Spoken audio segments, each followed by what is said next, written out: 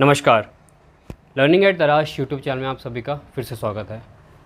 आज हम बात करेंगे IBS यानी इरिटेबल बाउल सिंड्रोम, और अगर इसको हिंदी में समझें तो संग्रहणी रोग। ये रोग आपके डाइजेस्टिव सिस्टम से रिलेटेड है, यानी आपके पाचन तंत्र से रिलेटेड है, और जो इसका एक बहुत बड़ा कारण है वो है आपका जठराग्नि। जब आपकी जठराग्नि मंद पड़ जाती है तो आपको जो है पेट से संबंधित जितनी भी समस्याएं हैं वो आना शुरू हो जाती हैं। तो आज का वीडियो इसी पर आधारित है कि हम आखिर किस तरह से अपनी जठराग्नि को प्रज्वलित करें, आंदोलित करें उसको, ताकि हमें पेट से संबंधित जितनी भी समस्याएं वो हो ही ना। जैसे आपको डायरिया हो गया, गैस की समस्या होगी, एसिडिटी होगी, इंडाइजेशन हो गया यानी अपचन हो गया, IBS हो गया, कोलाइटिस हो गया, ऐसी ना जाने कितनी बीमारियां हैं आपके पेट से संबंधित जिससे आप निजात पा सकते हैं। अगर आप इन तमाम समस्याओं से जो है छुटकारा पाना चाहते हैं तो इस वीडियो को अंत तक ज़रूर देखें। हाँ, वीडियो लंबा ज़रूर होगा पर काफ़ी किफ़ायती वीडियो होगा, क्योंकि आज हम जिस विषय पर चर्चा करेंगे इसके हम रूट कॉज के बारे में बात करेंगे। हम बात करेंगे पंच प्राण की चिकित्सा के बारे में, क्योंकि अगर आप पंच प्राण को एक बार समझ गए तो आप जो है सिर्फ पेट की समस्या से नहीं बाकी सभी तमाम शरीर की दिक्कतों से भी जो है छुटकारा पा सकते हैं। पंच प्राण को समझने के लिए सबसे पहले आपको प्राण को समझना पड़ेगा कि आखिर प्राण क्या है। देखिए, प्राण को समझना ठीक उसी तरह से थोड़ा मुश्किल है जिस तरह से ईश्वर को समझना मुश्किल है, क्योंकि ईश्वर को कहा जाता है कि आपके हर जगह व्याप्त है। वो एक ऐसी ऊर्जा है जो शारीरिक भी है, मानसिक भी है, आध्यात्मिक भी है, चैतन्य भी है, सब जगह है, वो हर जगह व्याप्त है। ठीक उसी तरह आपकी जो प्राण ऊर्जा है वो भी हर एक कण कण में बसी हुई है, चाहे वो आपके शरीर के भीतर हो या ब्रह्मांडिक ऊर्जा में हो, ब्रह्मांड में हो, हर जगह फैली हुई है ये। तो उसके साथ अगर आप जुड़ जाते हैं, उसके साथ अगर आपका योग बैठ जाता है तो यकीन मानिए आपको जो है कुछ नहीं होने वाला आगे। उपनिषद में भी प्राण को जीवन और चेतना का सिद्धांत कहा गया है, और हम आमतौर पर अगर देखें हम प्राण को सीधा सीधा अपनी सांसों से कनेक्ट कर देते हैं। हमें लगता है कि हमारी सांसें ही हमारा प्राण है, पर अगर बारीकी से देखें तो सांसें सिर्फ एक छोटा सा प्रारूप है उसका, क्योंकि अगर सांसें रुक गई तो आपका जीवन समाप्त। प्राचीन ऋषि मुनि इस बात को समझते थे कि हमारे शरीर की जितनी भी क्रियाएं हैं वो पंच प्राण के द्वारा ही चल रही हैं। और ये पंच प्राण आखिर है क्या? पंच प्राण कहें या पंच वायु कहें, ये क्या है? आपका अपान वायु सबसे नीचे का क्षेत्र, समान वायु आपके पेट का क्षेत्र, प्राण वायु आपके हृदय का क्षेत्र, उदान वायु गले का क्षेत्र, और व्यान वायु पूरे चारों तरफ फैला हुआ है। अब इसको एक एक करके समझते हैं। सबसे पहले प्राण वायु को समझते हैं। प्राण वायु का अगर क्षेत्र देखें तो आपका जो मिड स्पाइन है, थोरासिक रीजन बोलते हैं हम उसको अगर हम अंग्रेजी में देखें, और हृदय के पास का क्षेत्र यहाँ पर विराजमान है। और उसका काम क्या है? आपके जो है ब्रीदिंग को जो है कंट्रोल करना, आपके सांसों की प्रणाली को जो है बनाए रखना। और अगर इसमें असंतुलन आया तो आपको सांसों की दिक्कत होगी, जैसे अस्थमा हो गया, हार्ट अटैक भी जो है आपके प्राण वायु में डिस्टर्बेंस के कारण होता है। आपको जो हाई BP हो जाना, ब्लड प्रेशर का बढ़ जाना। कोरोना काल में जो सबसे ज़्यादा दिक्कत आई वो आई इम्यूनिटी कम होने के कारण, और इम्यूनिटी का काम भी आपका प्राण वायु का ही है।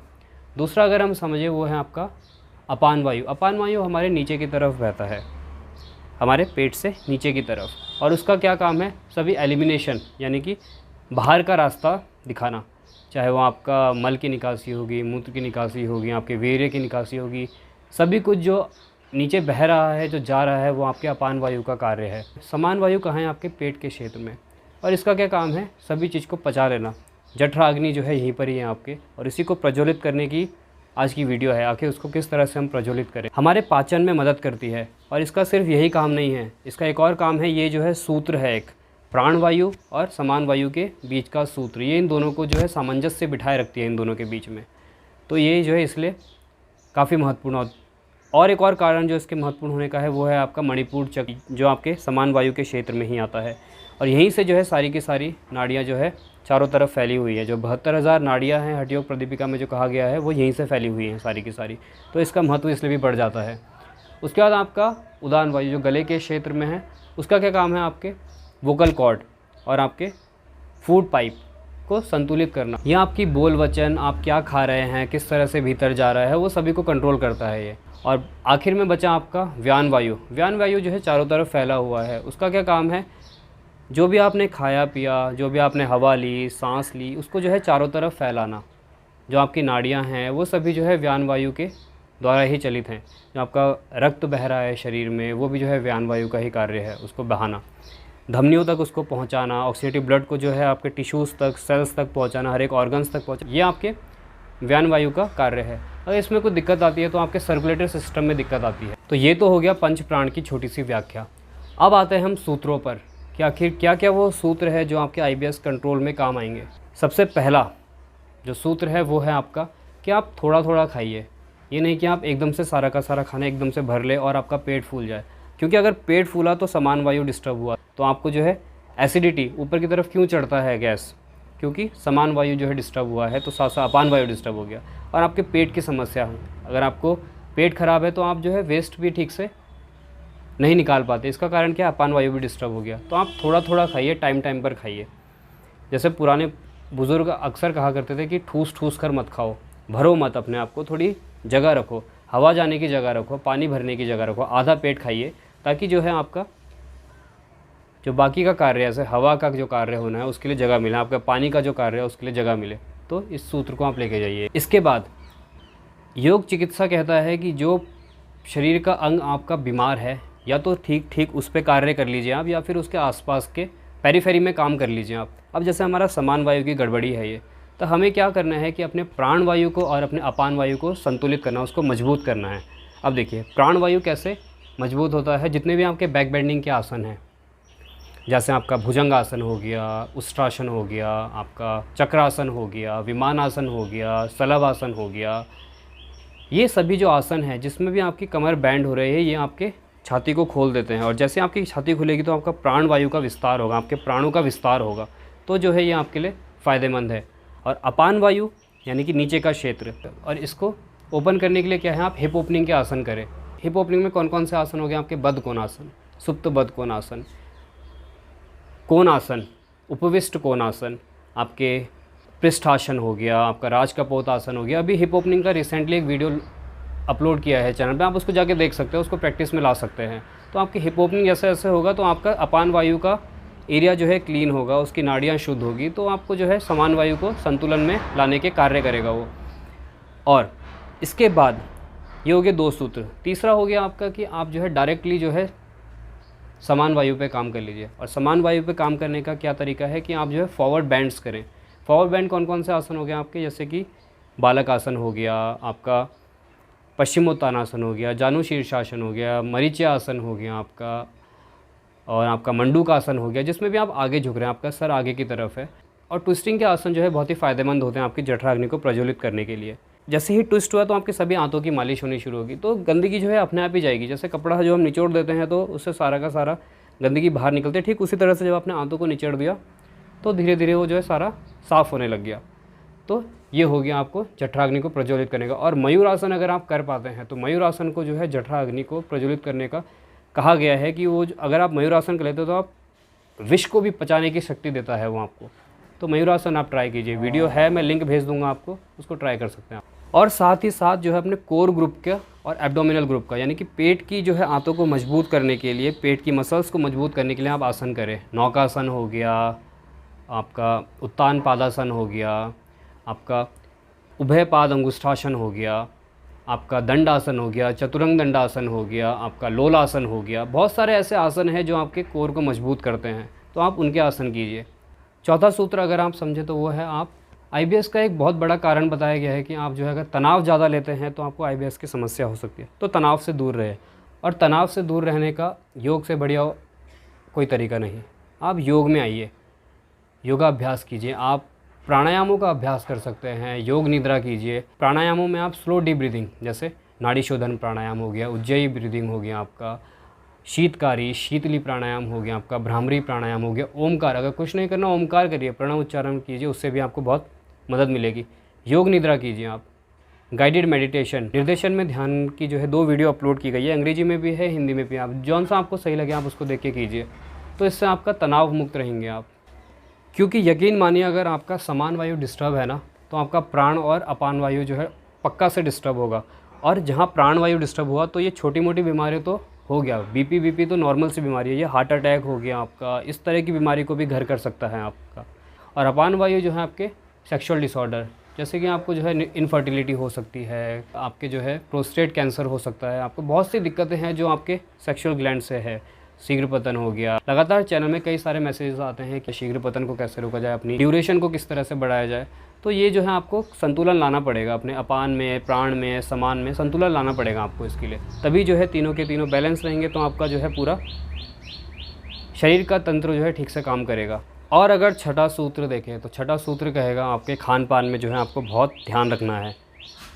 खान पान में अगर आपका लो फाइबर डाइट है, आप जो है मल को जो है पतला करने की ज़्यादा दवाई, लैक्सेटिव कहते हैं उनको, यानी कि रेचक, अगर आप उसका ज़्यादा इस्तेमाल करते हैं तो वो भी दिक्कत करता है। और आप अगर धूम्रपान ज़्यादा करते हैं, अल्कोहल ज़्यादा लेते हैं, फ़ास्ट फूड ज़्यादा खाते हैं, तो भी आपको दिक्कत होगी। एक नया कॉन्सेप्ट है फूड मैप का, मैं एक रिसर्च पढ़ रहा था अभी, उसमें जो है फूड मैप के बारे में बताया गया। अच्छा लगा मुझे वो आर्टिकल, तो मैं उसके आपके साथ शेयर भी करना चाहूँगा। फूड मैप क्या है कि एक ऐसा कार्बोहाइड्रेट है जो आपके लार्ज इंटेस्टाइन या आपकी बड़ी आंतों से जो है ज़्यादा से ज़्यादा पानी को सोख लेता है। अगर वो ज़्यादा पानी सोख लेगा तो आपको पाचन तंत्र से संबंधित जो है बहुत सारी दिक्कतें आती है। IBS भी उनमें से ही एक है। तो आपको सिंपल से क्या करना है, दो तरीके के हैं ये, एक है आपका हाई फूड मैप और एक है आपका लो फूड मैप डाइट। तो हाई फूड मैप डाइट को जो है आपको लो फूड मैप डाइट से रिवर्स कर देना है, बस इतना सा करना है आपको। थोड़ा थोड़ा मैं बता देता हूँ, बाकी आप भी जो है जाके रिसर्च कीजिएगा, इसमें देखिएगा, उसके बारे में पढ़िएगा, आपको भी समझ आएगी चीज़ें। अब जैसे कि देखिए, हाई फूड मैप डाइट में आपका क्या आता है, वीट। अगर आप गेहूं का सादा आटा लेते हैं तो वो हाई फूड मैप डाइट में आ गया। उसको आप चेंज कर सकते हैं मल्टीग्रेन आटे के साथ, जैसे कि इसमें ज्वार हो, बाजरा हो, मक्के का आटा हो, उसको आप मिक्स कर दीजिए आपस में, तो वो थोड़ा सा कन्वर्ट हो गया लो फूड मैप डाइट में। इसके बाद जैसे लहसुन प्याज को जो है हाई फूड मैप डाइट में कहा गया है, उसकी जगह आप जो है हल्दी, सरसों और अदरक का इस्तेमाल कर सकते हैं। इसी तरह से फ्रूट्स में भी आपको कौन से फ्रूट्स खाने हैं जिसमें जो है फ्रक्टोज की मात्रा कम हो और ग्लूकोज और सुक्रोज की मात्रा ज़्यादा, क्योंकि जो आपका फ्रक्टोज है वो एडिड शुगर की तरह ही काम करता है। और अगर फ्रक्टोज को देखें किन किन फ्रूट्स में ज़्यादा है, सेब हो गया, अंगूर हो गया, आड़ू हो गया, आपको जो है ग्लूकोज वाले फ्रूट्स को बढ़ाना है, क्योंकि ये जो है फ्रक्टोज को एब्जॉर्ब भी करता है, उसको सोखता भी है। तो ये किस किस में है ज़्यादा ग्लूकोज, आपका केला हो गया, जो ज़्यादा पका हुआ ना हो, ज़्यादा मीठा ना हो, कहने का मतलब ज़्यादा मीठे चीज़ों को आपको थोड़ा अवॉइड करना है। तो केला हो गया आपका, नींबू हो गया, संतरा हो गया, पाइनएप्पल हो गया, इसमें थोड़ा आप देखेंगे कि थोड़ा खट्टा खट्टापन भी है, तो इस तरह के फ्रूट्स को आपको ज़्यादा कंज्यूम करना है। अगर आप लैक्टोज इंटॉलरेंट है, यानी कि दूध की बनी चीज़ों से आपको दिक्कत है, तो आप उसको अवॉइड कीजिए। आप छाछ वगैरह हो गया, दही हो गया, दूध हो गया, पनीर हो गया, इसको थोड़ा कम कर दीजिए। इसकी जगह आप जो है क्या कर सकते हैं, घी का इस्तेमाल कीजिए, आप जो है क्रीम का इस्तेमाल कीजिए। यही हिसाब किताब सब्जियों के साथ भी है। आपको जैसे कुछ कुछ सब्जियों को अवॉइड करना है, वो है आपके फूल गोभी हो गया, मशरूम हो गया, करेला हो गया। करेला क्यों दिया गया है उसमें, इस बात को मैं भी नहीं समझ पाया, पर उसमें दिया गया था, इसलिए आपके साथ शेयर कर रहा हूँ। क्या ले सकते हैं आप, पत्ता गोभी हो गया, टमाटर हो गया, गाजर हो गया, खीरा हो गया, इनको आप इस्तेमाल में ला सकते हैं। ये थोड़ा थोड़ा है जो मैंने आपको बताया, बाकी आप देखिएगा जाके। और सबसे सही जो तरीका है इसको समझ के, आपके शरीर को चाहिए क्या नहीं चाहिए, आप अपने शरीर को खुद ही ऑब्जर्व करने दीजिए, उसको जो है समझिए शरीर को। आप 2-3 महीने अब कॉन्टीन्यूसली कुछ खाते हैं, उसको ऑब्जर्व करते हैं, उसके बाद आपके शरीर में क्या बदलाव आ रहे हैं, तो आप खुद ही पता चलेगा आपको क्या लेना है क्या नहीं लेना। अब हो सकता है कि मेरा शरीर जो है दूध पीने से ठीक रहता है पर आपका गड़बड़ कर देता है, तो आपको दूध हटा देना है। दही खाने से मेरे को ठीक लगता है, आपको नहीं लगता है, तो इस तरह से धीरे धीरे करके आपको चीज़ें समझ आती है। पाइनएप्पल मुझे पसंद है, आपको नहीं है, आपके शरीर को पसंद नहीं है, तो आपको पाइनएप्पल हटा देना है। केला मेरे शरीर को सूट करता है, आपको नहीं करता, तो उसको हटा दीजिए आप। तो अगर आप 2 से 3 महीने अपने शरीर के साथ अनुसंधान करेंगे, रिसर्च करेंगे, तो आपको पता चलेगा कि आपका शरीर को जो है क्या क्या चाहिए। तो सबसे बड़ा यही फूड मैप है, अपने शरीर का जो है समझिए आप। और अगर मीठे में, स्वीटनर्स में आप क्या ले सकते हैं, जैसे गुड़ ले सकते हैं आप, स्टीविया ले सकते हैं आप, ग्लूकोज ले सकते हैं आप, इस तरह के मीठेपन को आप इस्तेमाल कर सकते हैं। तो आज की वीडियो में इतना ही है। आशा करते हैं आपको ये वीडियो पसंद आई होगी, आप कुछ लेके जाएंगे इससे, और अगर आप कुछ समझ रहे हैं इससे तो आप ज़्यादा लोगों को समझाने के लिए इस वीडियो को शेयर भी करेंगे। तो आज के लिए बस इतना ही। धन्यवाद। आपका दिन शुभ हो, आपका दिन मंगलमय हो, आपका दिन योगमय हो। धन्यवाद।